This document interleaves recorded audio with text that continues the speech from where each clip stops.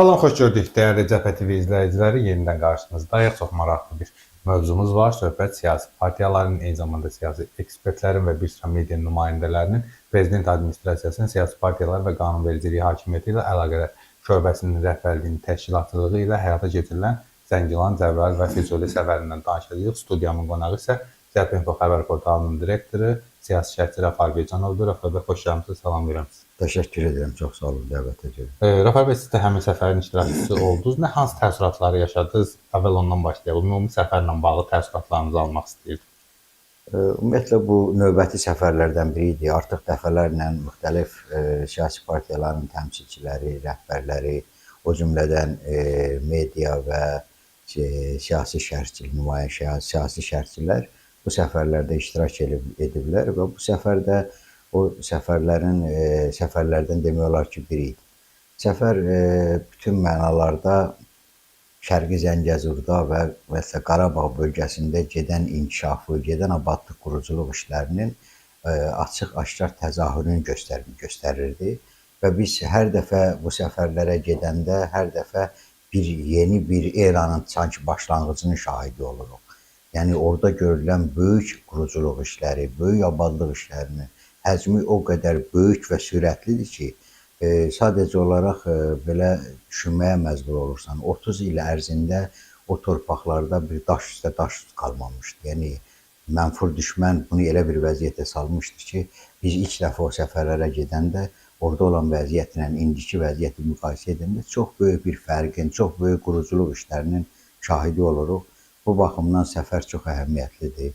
Eyni zamanda səfərin əhəmiyyətli hissələrindən biri də odur ki, burada ölkədə fəaliyyət göstərən siyasi partiya təmsilçiləri iştirak edirlər. Həmən siyasi partiyaların içində müxtəlif siyasi baxışları olan şəxslər var, ideoloji formada fərqli fikirlər var, amma bütün bu fərqli fikirlər, fərqli ideoloji baxışlar hamısı orada bir yerdə cəmləşir ki, Qarabağda gedən abadlıq və quruculuq işləri, torpaqlarımızın işğaldan azad olunmasından sonra burada görülən böyük işlər və bu Qarabağ torpağının müqəddəsliyi, vətənin birliyi, bütün bunlar çox əhəmiyyətli məsələlərdir və hesab edirəm ki, təşkil olunan bu səfərlər Azərbaycanda dialoqun, siyasi həmfikirliliyin, milli birliyin çox mühüm mənada bir nümayişidir, təzahürüdür. Rəfal bəy, bəzi səhifələrdə radikal düşüncəli deyək, belə deyək, səhifələrdə paylaşılırdı ki, bu həmin təşkil olunan səfərlər turist səfərləridir və s. və axırda negativ rəylər yazmağa çalışırlar. Amma mən də o səfərin iştirakçılarından biri oldum. Kifayət qədər inkişafla bağlı çox məsələlərə aydınlıq gəldi, gördük, gözümüzlə gördük, yaşayışın necə təmin olunması və s. və niyə bu cür səfərlərə baş verən gedən bu prosesə, inkişafa doğru, hətta inkişafın müəyyən hissələrinin nail olmuş bir səfərdir, dialoq platformasıdır. Niyə bunu gözdən salmağa çalışırlar sizcə? Bu məsələ baxış məsələsidir. Yəni, ümumiyyətlə, pozitivliyi qəbul etmək və etməmək var. Siyasi dialoq pozitivlikdir, milli birlik pozitivlikdir, siyasi həmrəylik pozitivlikdir və bu səfərlər də o pozitivliyin nümunəsidir. Amma bəzi qüvvələr təbii ki, var ki, hər şeyi negativ görmək istəyir, hər şeydə bir qaranlıqlıq görmək istəyir. Yəni, onların işıqla əlaqəsi yoxdur. Yəni, onlar işıq sevmirlər və işığı görmək istəmirlər. Bu baxımdan da müxtəlif yanaşmalar var, olacaq və bundan sonradakı gözləniləndir. Biz bunu təbii qarşılayırıq. Ona görə təbii qarşılayırıq ki, bunların da işi bundan ibarətdir. Bunlar başqa nə danışmalıdırlar ki? Bunlar əgər o milli birliyi, o siyasi həmrəyliyi, o abadlığı, o quruculuğu görmək istəsələr, həmən tərkibdə yer alırlar və yaxud özləri müstəqil şəkildə gedib o prosesləri görərlər. Amma bunlar bunun hamısından imtina edir, sadəcə olaraq bir, nətər deyərlər, bir şəbədə qoşmaq istəyirlər, bir deyək ki, ritorik yanaşmaq istəyirlər. Bu turizm səfərləri deyil, bu vətənin azad olunmuş hissələrində gedən quruculuq işlərinin şahidi olmaqdır. Bir var bir məsələni eşidəsən, kimdənsə məlumatlar alsan, bir var özün görəsən. Yəni, hər kəs deyə bilər ki, orada quruculuq işi gedir, orada abadlıq işləri gedir, amma sən buna hətta inanmamaq haqqın var, yəni inanmaya bilərsən. Özün görəndə isə bu gördüklərinə inanırsan. Məsələn, Cəbrayıl şəhərini görəndə adam fərqli bir düşüncəyə sahib olur. Yəni illərlə viran qoyulmuş bir şəhərin bərpa olunması, bu qısa müddətdə orada insanların yaşaması, orada insanlar üçün bütün infrastrukturun yaradılması bu böyük göstəricidir. Və Azərbaycanın bu 4 il, 5 il müddətində bu prosesi çox sürətlə və layiqincə həyata keçirilməsi təqdir olunmalıdır, alqışlanmalıdır. Bu kim edir, niyə edir prinsipindən bu məsələyə baxmaq lazım deyil. Bu milli məsələdir. Bu Qarabağ məsələsi Azərbaycanın bir nömrəli problemi idi və bu problem artıq yoxdur. Və dediyim kimi biz orada o şahidi olduq, o yaşayışın səviyyəsinin şahidi olduq. Yəni burada yaşayış səviyyəsi çox yüksəkdir. Və mən hətta orada keçmiş dostlarımdan 2 nəfərin artıq Cəbrailə köçdüyünü, orada yaşadığını görəndə və soruşanda ki, siz daimi burada yaşayırsınız və hətta onlar çox sevincək şəkildə, çox belə xüsusi ədə ilə qeyd etdilər ki, bəli, biz bundan sevinirik və burada yaşayırıq.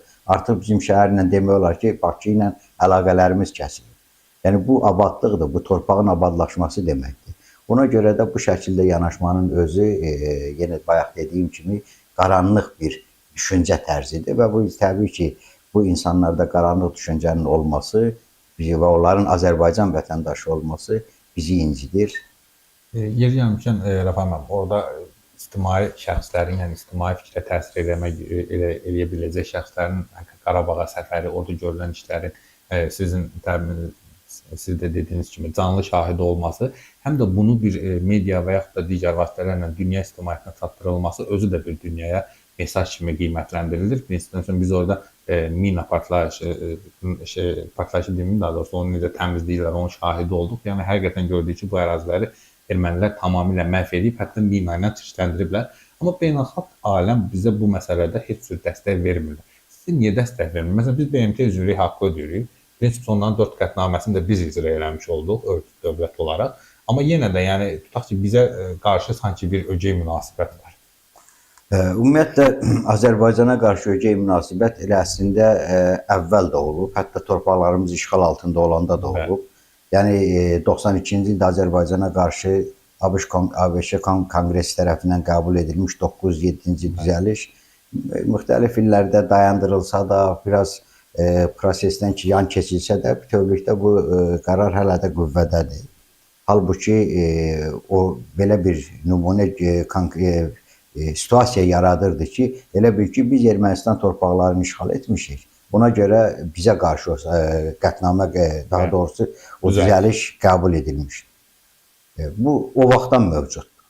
2020-ci ildən sonra isə bu tamamilə biraz da sərtləşdirilib, yəni mövqe sərtləşdirilib. Bu da Azərbaycan torpaqlarının öz gücünə işğaldan azad etməsi ilə bağlıdır. Yəni hələ də dünya qəbul etmək istəmir ki, o torpaqlar Ermənistan tərəfindən işğal edilmişdi və Azərbaycan öz hərbi gücü ilə o torpaqları işğaldan azad edib və bu günləri də o minalardan təmizlənmədə Azərbaycanda, səhv eləmirəmsə, bu 5 il ərzində 400-dən çox mülki şəxs mina qurbanı olub. Və mina terroru ən problemli məsələdir.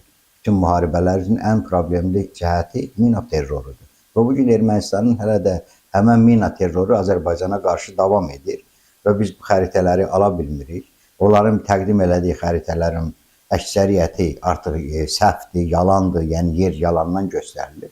Və bütün bunlar göstərir ki, erməni terroru bu şəkildə indi də davam etdirilir. Və dünyada bu ədalətsizliyə necə deyərlər, o pafosda olsa da belə, dünyada bu ədalətsizlik hələ də susur.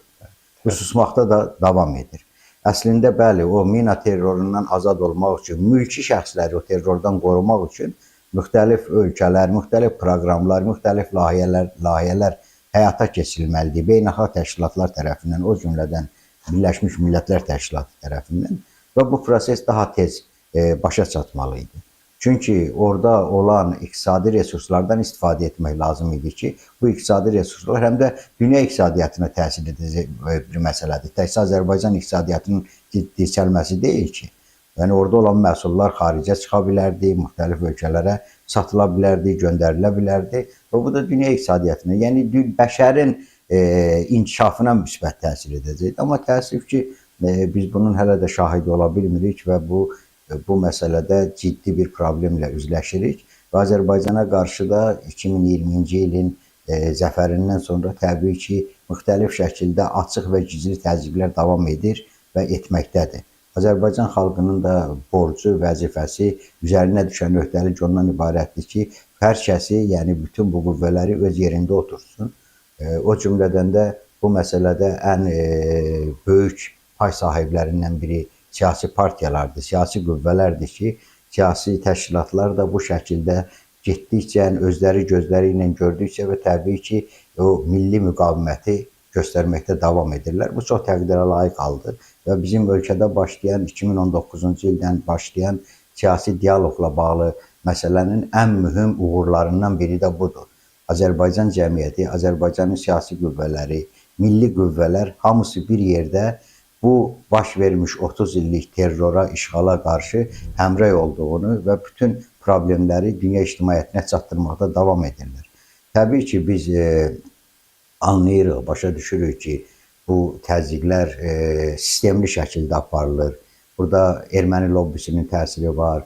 Burada Azərbaycanın inkişafını qəbul etmək istəməyən dövlətlərin, regionda öz marağı olan dövlətlərin və müxtəlif qüvvələrin təsiri var. Amma bütün bunlar o qədər də ciddi və köklü təsir etmək gücündə deyil. Biz artıq torpaqlarımızı azad etmişik. Özümüzün iqtisadi resurslarımız, iqtisadi gücümüz təbii ki, imkan verir ki, bütün o minadan təmizləmə işini də özümüz həyata keçirdək, orada abadlıq, quruculuq işlərini də özümüz həyata keçirdək. Bu məsələlərdə təbii bizim deyək ki, onlara ehtiyacımız olmaya da bilər. Amma daha yaxşı olardı ki, həmən ölkələr də bir həmrəylik göstərsinlər. Yəni terrora qarşı sözdə yox, əməldə bir dəstək olsunlar. Rəfaim müəllim, son bir sualımı da verəcəm. Bu böyük qayıdış proqramı ilə bağlı, icrasının proqramı ilə bağlı müxtəlif təkliflər irəli sürülür. Məsələn, bəzi vətəndaşlara da şərait yaradılsa, imkanı olanlar gedib orada ev tikə bilərlər və yaxud da yaşayışlarını yenidən təmin edə bilərlər. Bu məsələyə amma biz səfərdə də gördük ki, mina təhlükəsi davam edir. Bu barədə nə deyə bilərsiniz? Yəni belə bir şərait yaradılmalıdırmı sizcə, yoxsa elə dövlət nəzarətində olması daha məqsədə uyğundur? Ümumiyyətlə o ərazidə, yəni işğaldan azad olunmuş bütün ərazilərdə görülən bütün işlər dövlət nəzarətində həyata keçirilməlidir. Təbii ki, o taktiki yanaşmalar fərqli ola bilər və yaxud taktiki yanaşma tətbiq eləmək mümkündür. Ola bilsin ki, işin bir hissəsini dövlət öz üzərinə götürsün. Ola bilsin ki, imkanı olan şəxslərin orada özlərinin müstəqil şəkildə evlərin bərpa etməsinə bir şərait yaradılsın. Yəni, bunlar taktiki yanaşmalardır. Amma hamısı planlı şəkildə həyata keçirilməlidir. Yəni, dünyanın dəyişdiyi, dövrün, zamanın fərqli bir erasında sistemsiz planlaşma olmamalıdır. Bu baxımdan dövlətin orada bütün mənalarda nəzarət mexanizminin tətbiq olunması vacib şərtdir. Amma taktiki yanaşmalara, bayaq dediyim kimi, müxtəlif variantlar tətbiq etmək olar. Ola bilsin ki, deyək ki, dövlət infrastruktur yaratmaq baxımından bütün ağırlığı öz üzərinə götürür.